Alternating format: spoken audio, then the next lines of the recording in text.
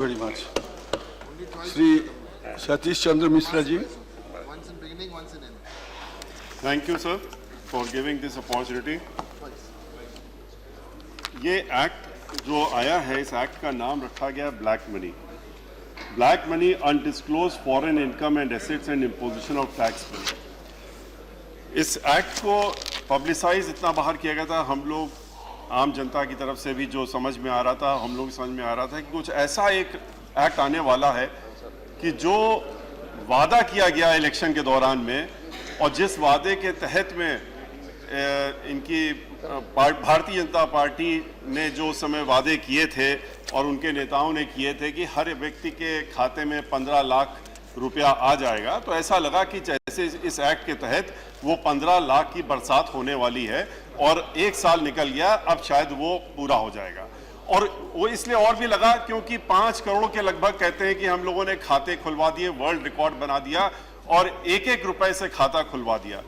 वो खातेदार जो हैं वो बैंक में रोज जाते हैं और पूछते हैं कि हमारे खाते में रुपया आ गया कि नहीं आ गया. उनको बैंक वाले जवाब देते हैं कल भी आप आए थे, बताया था अभी जमा नहीं हुआ है और अभी आज भी जमा नहीं हुआ है. वो इस इंतजार में कि वो 15 लाख रुपया कब आएगा.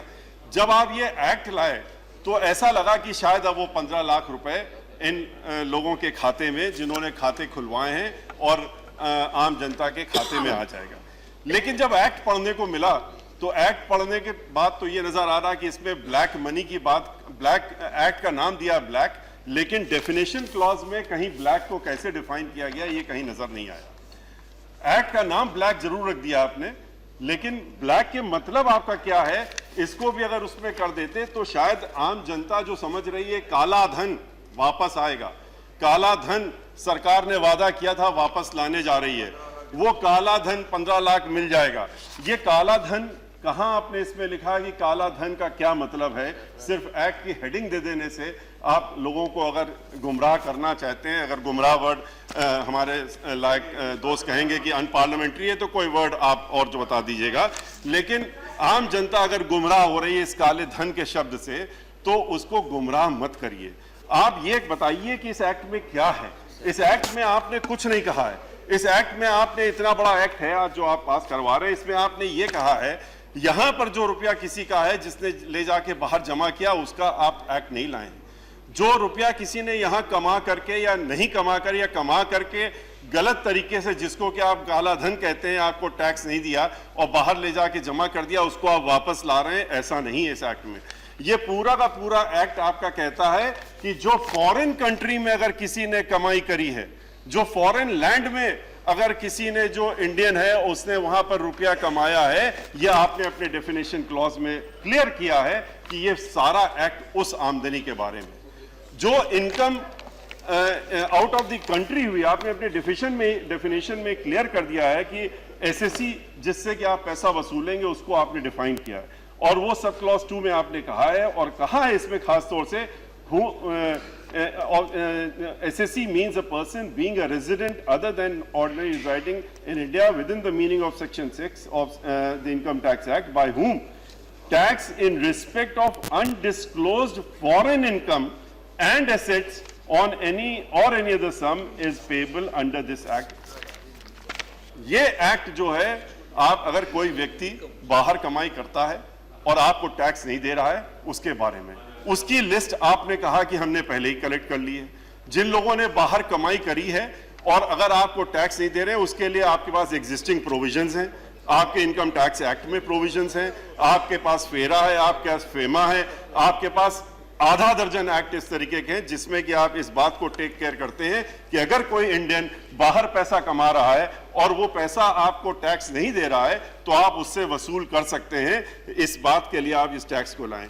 आपने खाली इतना इसमें और किया कि ऐसे लोग जो हैं बाहर, जिन्होंने आमदनी की है और आमदनी करके उन्होंने अगर टैक्स नहीं दिया, तो आप कहते हैं हम आपको एक मौका देते हैं कि आप वॉलंटरली आ जाइए और पैसा यहां पर आप टैक्स दे दीजिए, हम आपसे 30% लेकर के आपको हम छोड़ देंगे. इस एक्ट से कहीं पर भी काला धन जो इस कंट्री में था, उस कंट्री का काले धन के बारे में आपने इस एक्ट में कोई जिक्र नहीं किया. और जो बाहर के कंट्री में अगर कोई इनकम कर रहा है उसके बारे में पूरा का पूरा एक्ट उससे संबंधित है. आपने इस कंट्री में इतने एक्ट्स बनाए हैं, उसके ऊपर आपने एक एसआईटी भी बना दी। प्रोफेसर राम गोपाल यादव जी ने कहा कि आपने एक्ट्स बनाए, उसके बाद एक एसआईटी बनाई और कहा कि काला धन ये एसआईटी वापस ले आएगी। आप नहीं ला पाए।